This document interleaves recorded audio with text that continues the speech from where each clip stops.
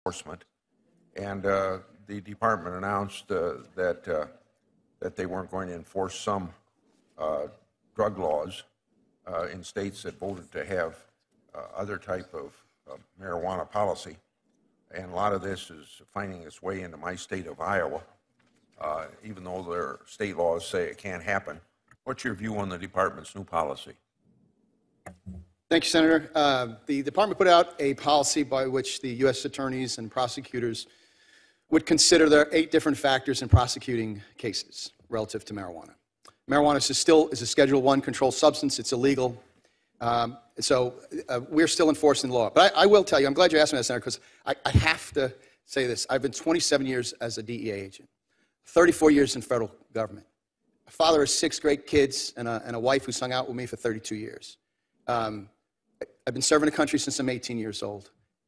I have to tell you this. I have to, and I served in the great state of California for 9 years as a new agent. And I went with you to Redding, California. You don't remember, there was more here, when we established an office up there for meth. I must tell you this, because it would be wrong for me to tell you. Going down the path to legalization in this country is reckless and irresponsible. The department has set up factors, sir, and I get that. I'm talking about the long-term impact of legalization in the United States. It scares us. The treatment people are afraid. The education people are afraid. Law enforcement is worried what is going to happen. In every part of the world where this experiment has been tried, it has failed time and time again. And here we are. The voters have decided to do this. It's going to impact the state, the surrounding states, and California's done it, ma'am. You know that. California's turned around and done a lot of great things, what they're doing, what they're seeing, and I wish some people would take example of what's happening. There are more dispensaries in Denver than there are Starbucks. I think you're telling me that federal law ought to be enforced. What I'm saying, sir, is the idea somehow that people have in our country, and to the extent that some legislators do, county elected officials do, that this is somehow good for us as a nation, sir, that this is good for the next generation of Americans coming up, is wrong. It is a bad thing. And this body will get its door knocked on 10 years from now and say, how did we get where we get? People are going to ask us 10 years from now, how did we get where we're getting? And can I just put it in context with Afghanistan?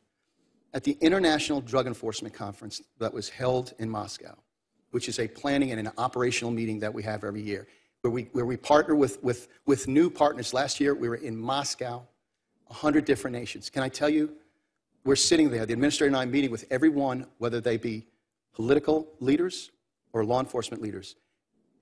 Almost everyone looked at us and said, why are you doing this? You're pointing the finger at us as a source state, and yet you turn around. I have no answer for them. I don't have an answer for them. I just don't. In 27 years ago, working in Washington Heights as a young agent, senior agents told me we could never work with Colombia. 27 years later, we have Algerians going to Colombia for best practices. I apologize for my excitement, but this is a bad experiment. It's a bad experiment. And it's going to cost the United States in terms of social costs. It's going to cost us in criminality. We have, ma'am, you need to know this. We have organizations. We just took it down in Bakersfield. And a group that took a marijuana dispensary as a front to launder its meth proceeds. We not the great case with San Francisco DEA, Bakersfield, Columbia, and Miami. This is the more I'm worried about. The more states that happen to, they're going to come. You're going to demand from me. You're going to demand from DEA. How are you going to stop that? People think that DEA and law enforcement officers around the world are interested in Billy and his bong and his basement. We're not. We never have been. That's his mother and father's problem. That's not the federal government's problem. That's not Jimmy Capper's problem in DEA. That's a mom and dad problem. What I'm interested in, what DEA has always been interested in, is the trafficking groups that want Billy to be puffing on his bong, the groups that are selling dope to our kids because they live off the backs of addiction. That's what they want. And I think sometimes get lost because there's been great things that have been done here in the United States. Been tremendous things that have been done here. But sir, you asked a question that's really, to some extent, not been answered. It's not been addressed. Ma'am, I know you have. I know you both have. But going down this road, so getting back to the department has given us factors on which prosecutors to prosecute cases. And by the way, we've never gone after, and I've done that because people thought we're going after small-time traffickers. I've been DEA for 27 years, never arrested an addict, and I don't have any small-time traffickers that we don't have time for that because we're dealing with things like this on a global scale.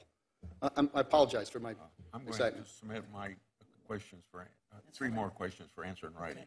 That's fine. So Thank you, would you Senator. folks answer some questions I submit in writing, because I have to go? Thank you.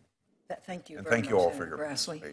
participation. Let me just address Mr. Capper's I think I'm going to statement, stay and which listen to what you say. I see one of great law enforcement frustration, and I tend to agree. I oppose the legalization of marijuana in California with most of law enforcement. We beat it back that time. Whether we'll beat it back the next time, I have no clue. I believe that it is the wrong thing to do socially. I believe that it is a gateway drug. I believe that it leads to other things, and the fronting for methamphetamine is one of them. It's one thing to use it with a doctor's prescription to ease pain, particularly in a terminal situation. I understand that.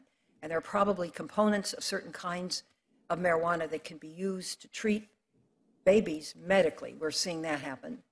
But to say it should be used socially on an ongoing and robust basis, and I think, you know, your analogy that there are more marijuana stores in Denver than Starbucks is an interesting one.